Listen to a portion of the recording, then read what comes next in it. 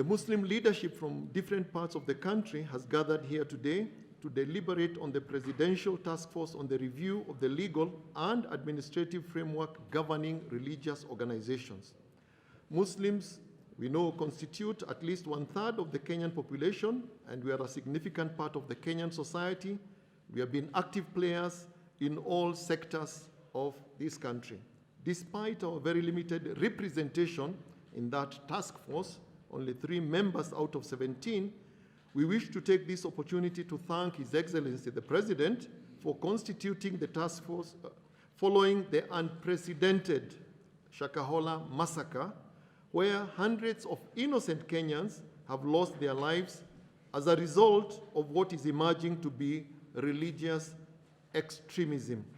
We join other Kenyans in sending our heartfelt condolences to the families of those who have lost their loved ones in the horrid killings in Shakahola, which has so far claimed the lives of over 300 people. We wish to state the following. 1, the duty to ensure that the lives and properties of every person in Kenya vest squarely on the government of the day through its various agencies. It is therefore very disturbing that a pastor can turn the forests of Shakahola into a killing field, even as local administrators and security agencies who are mandated to ensure that lives are protected fail in their duties of protecting the lives and property of Kenyans. On this, we state that just apologies are not enough, and the government has the responsibility to take strong action against the relevant officials who are guilty of commission or omission, and also the perpetrators of this heinous act. Number 2, we are cognizant of the scope of work of the task force in reviewing the governance structures of religious organizations, and its recommendations will no doubt have profound effects on the operations and activities of religious institutions in the country.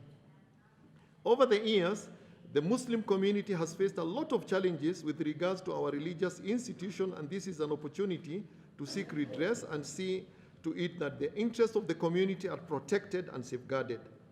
The task force is currently undertaking public participation meetings in various parts of the country.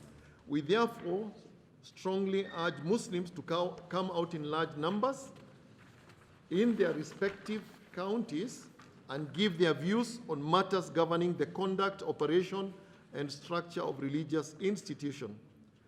As we reflect on this tragedy, what is coming out clearly is that Shakahola massacre has brought out the double standards meted out on Muslims in this war against terror over the years.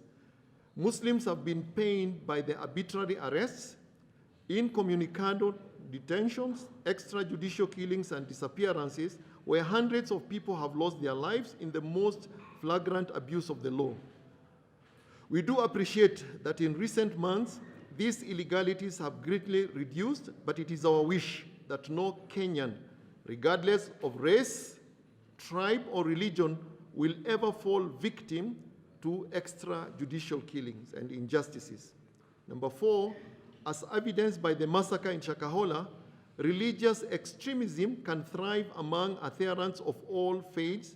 Thus, the law should be applied selectively, because misuse of religion is not the monopoly of any one religion. Any religion can be misused, and we need to have laws that will take care of that. We are also aware that since the Shakahola incident, certain Muslim institutions in Nairobi and other parts have been deliberately targeted. While it is important that the government needs to be extra vigilant to prevent extremist incidences, the Shakahola massacre should not be used as an excuse to frustrate the activities of Muslim institutions or any other religious community. We will not allow the victimization of religious institutions, and this harassment should cease.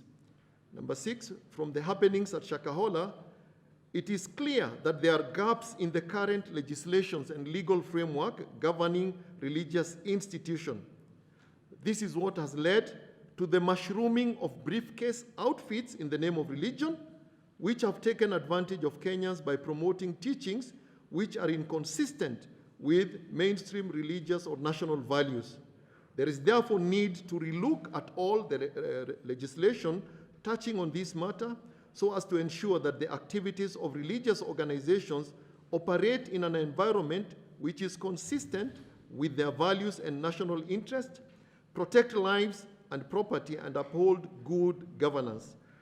The Muslim leadership has consistently condemned the misuse of religion by any faith community, by self-centered groups who promote extremist teachings.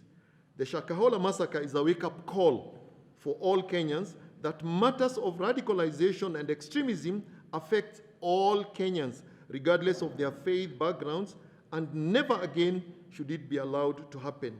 Never again should individuals, groups, or state actors resort to injustices to harm innocent people. As a community, we will always stand for fairness and justice, and we will work with other Kenyans in nurturing peace and protection of the lives of all Kenyans, regardless of their faith. Thank you all, and may Allah subhanahu wa ta'ala bless Kenya. Thank you.